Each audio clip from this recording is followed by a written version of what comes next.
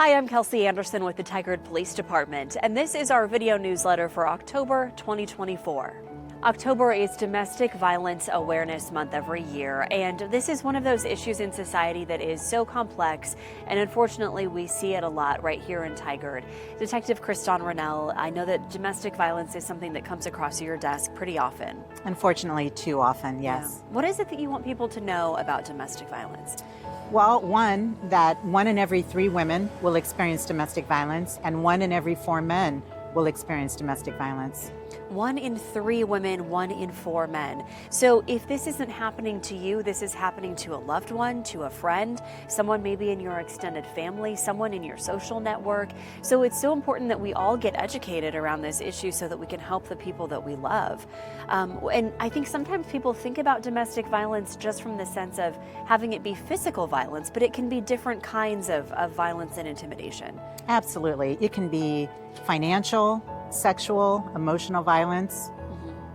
And for us here at Tigard Police, we've started a new team. Talk about what they do and why that's so important for us. Well, we're very excited to have our DVRT team, which stands for Domestic Violence Response Team. It's made up of 3 amazing officers, a sergeant and myself. And so what do they do? They do the follow-up on the domestic violence calls that our first responders go out to initially. They will do the follow-up interviews, photos, and things like that, and schedule court dates. Which is so great because then you have somebody who's really following this family or the people who are involved through, kind of walking with them through this process. Absolutely, and building that rapport and trust with the victim is very important. Which is, yeah, so important, especially when you're heading to the prosecution phase. For people here in Washington County, I know there are a lot of resources, and we have those listed for you on our website.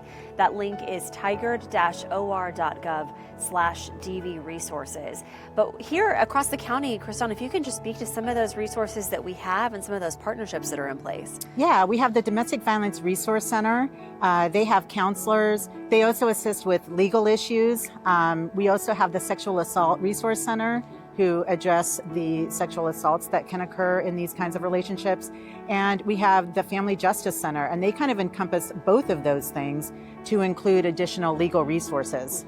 Sometimes people might ask, if someone is in a relationship where they're the victim of this kind of violence or intimidation, threats of control, and they don't leave, there's a lot to that. Why might somebody stay in a relationship that may not be healthy? The relationship may have started off, as most do, as being a loving, trusting relationship, and then it slowly changes as the perpetrator becomes more controlling and potentially more violent. Certainly if there's kids involved or pets or other things that the victim may care about in the household, it makes it that much harder to leave. Plus just your belief in that things can change and get better. We all want to believe in that. Right, exactly. And hopefully by reaching out for help, having those important conversations, even though they're difficult ones to have, and helping people know that they're not alone. Those can be so significant in the life of somebody who's been affected. Absolutely. The support goes a long way. I always tell people, don't try to convince someone to leave as much as just show that they are supported and that you will be there for them when they do make that choice. Yeah, great advice, Detective Rennell. Thank you so much. Thank you. And again, head to our website for more resources. Again, that link is tigard-or.gov/DV resources. Every month, we also take a look back, and in September, your Tigard police officers responded to 3,490 calls for service. That's an average of 116 calls each and every day. We also just launched a new webpage for our drone team. We've actually had the team in place for a few years now, and it's grown, so now we have several operators and several pieces of equipment.